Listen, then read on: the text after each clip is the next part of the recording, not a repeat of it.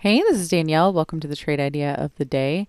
Today I'm going to be talking about ALAB. This ticker has reversed really well off of the lows.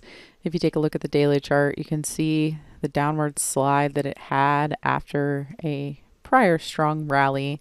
And at this point, it's just, it's coming back. So you can see right here that it's starting to consolidate into a daily squeeze. But if you look at the lower time frame chart, the setup that I like is really this 195-minute squeeze.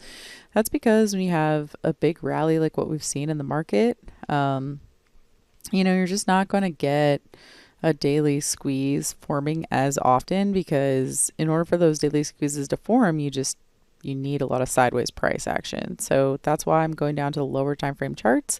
In this example, you can see that we have a nice pullback buy here and a nice pullback buy here, and this is starting to hook higher. So for this ticker, I like this for some upwards momentum into about the $250 price point.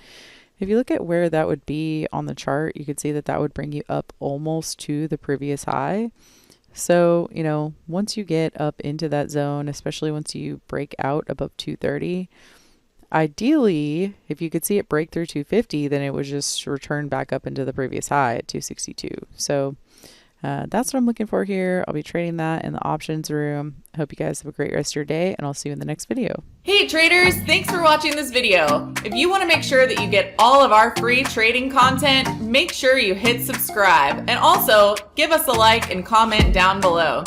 If you want to learn more about us, and if you want to join us for live trading in real markets with real money, make sure you go to simplertrading.com, where you can join us for more info. Thank you very much and have a great day.